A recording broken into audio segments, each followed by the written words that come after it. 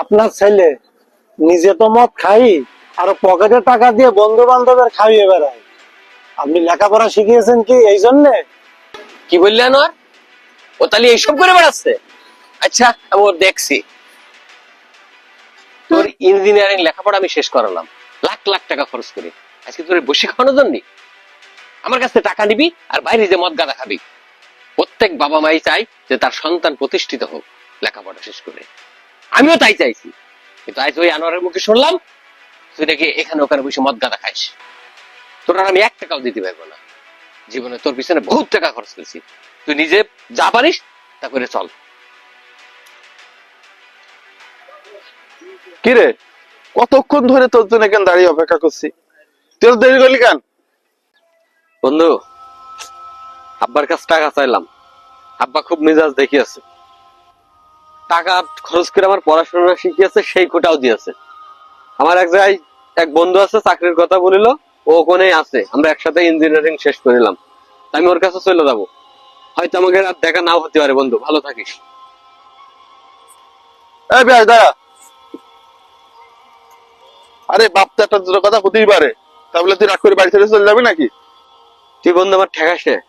আজকে আমার টাকা খরচ করে পড়াশোনা শিখিয়েছে, সেই কোটা দিয়েছে। দেখি আমি আর বাড়ি আসবো না যতদিন পর্যন্ত আব্বার টাকা যত খরচ করেছে সব এক জায়গায় করে না দিতে পারছি, ততদিন আর বাড়ি আসবো না। আমি চলে যাচ্ছি। ভাই, আপনি তো আর এখন বেকার নেই, আপনি তো এখন প্রতিষ্ঠিত, ভালো টাকা বেতন পান। তাহলে এখন আপনি যান আপনার আব্বার সাথে দেখা করেন। আমি গেছিলাম, আমার বাপটার 1 বছর হয়ে গেল আমি দেখি না। আজকে তো আমি আমার বেতন পাবো। আজকে আমি আমার সব টাকা এক জায়গায় করে আব্বার সাথে দেখা করতে যাব। ভাই, তুই এতদিন কনে ছিলি ভাই? তুই কনে ছিলি ভাই এতদিন? ভাই, এই যে আমি 1 বছর খেয়ে না খেয়ে টাকা গুছাইছি। আমার আব্বা আমার টাকার খুঁটা দিল, এই জন্যই আমি আমার সব টাকা গুছিয়ে 5 লাখ টাকা গুছিয়ে নিয়েছি। আমি আমার আব্বার দেবো বুঝলে। ভাই, তুই তোর আব্বার কাছে যাবি? তোর আব্বা তো বেঁচে নেই ভাই, তোর আব্বা বেঁচে নেই ভাই, তোর আব্বা বেঁচে নেই ভাই, তোর আব্বা বেঁচে নেই।